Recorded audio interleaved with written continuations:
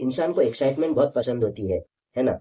तो Donald Trump 2025 में काफी एक्साइटमेंट लेके आए दुनिया के लिए। पहले ट्रंप ने टैरिफ टैरिफ खेला, फिर इस साल यूएस और ईरान का वॉर शुरू हो गया। अब हमारे साइकोलॉजी के प्रोफेसर थे, वो कहा करते थे कि प्रोफेशनल लाइफ में एक्साइटमेंट ज्यादा यूजफुल नहीं होती है। तो ये एक्साइटमेंट जब शुरू हुई तब तो अच्छा था, बट अब किसी को ये एक्साइटमेंट खास पसंद नहीं आ रही है, क्योंकि ये जो एक्साइटमेंट शुरू हुई थी पिछले साल, इसका असर अब काफी लोगों के प्रोफेशनल लाइफ पर भी पड़ने लगा है। तो अब इसका सोल्यूशन क्या है? अब एज अ प्रोफेशनल हम ये तो नहीं कह सकते हैं कि भाई डोनाल्ड ट्रंप ने हमको कुछ करने नहीं दिया, इसलिए हम लोग आगे नहीं बढ़ पा रहे। तुमको कुछ ना कुछ तो रास्ता ढूंढना पड़ेगा। चलिए देखते हैं कि इस हफ्ते हमारे लिए कौन सा रास्ता सबसे सही है। तो मार्केट की मूवमेंट समझने के लिए इंडेक्स की मूवमेंट काफी मददगार साबित होती है।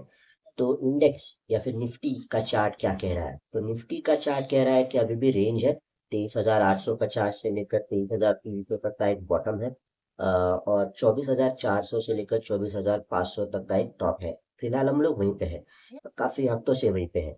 इस हफ्ते के लिए 23,850 का एक मार्क है, जिसके ऊपर अगर हम लोग चले गए तो फिर थोड़ी सी अप मूवमेंट तुरंत देखने को मिलेगी। लेकिन भगवान ना करे, अगर 23,300 के नीचे इस बार हम लोग फिसल जाते हैं, तो 500-700 पॉइंट की एक तेज गिरावट भी हमको देखने को मिलेगी। तो हर मार्केट कंडीशन में कोई ना कोई सेक्टर थोड़ी तो जान दिखाता है पॉजिटिव साइड में। ये वाले मार्केट कंडीशन में भी हेल्थ केयर के कुछ स्टॉक्स है, एनर्जी सेक्टर के कुछ स्टॉक्स है। इंडेक्स की अगर बात करें तो Nifty 500, small cap mid cap के कुछ स्टॉक्स है जिनमें कुछ जान दिख रही है। रिजल्ट सीजन खत्म हो चुका है, तो उससे रिलेटेड वॉलेटिलिटी इस हफ्ते में हमको नहीं दिखने वाली। यूएस और ईरान के वॉर में अभी जो फिलहाल स्टेल में चल रहा है, वो मार्केट को कंफ्यूज रखेगा।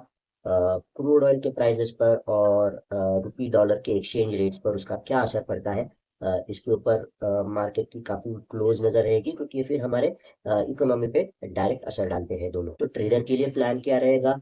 तो शॉर्ट टर्म व्यू रखना है, शॉर्ट टर्म ट्रेड्स रखने हैं, और लीवरेज यानी उधार का पैसा ट्रेडिंग के लिए बिल्कुल भी यूज नहीं करना है। फ्यूचर्स एंड ऑप्शंस ट्रेडर्स, खास करके ऑप्शंस ट्रेडर्स को इंडिया विक्स के ऊपर थोड़ा सा नजर रखनी पड़ेगी। वॉलेटिलिटी अचानक से बढ़ जाती है, अचानक से कम हो जाती है, उसका असर ऑप्शन के प्रीमियम पे पड़ता है, और फिर ऑप्शन के ट्रेड्स पर भी उसका सीधा सीधा असर पड़ता है। तो वहाँ पे ध्यान रखना पड़ेगा इस हफ्ते। और इन्वेस्टर को क्या करना चाहिए? चिल पिल लो, बैंक में पैसा सेफ रखो। अगर कोई स्पेसिफिक कंपनी है जहाँ पे वाकई में कुछ दिख रहा है पैसा डालने लायक, तो ठीक है। अदरवाइज बैंक में पड़ा हुआ पैसा गायब थोड़ी होने वाला है।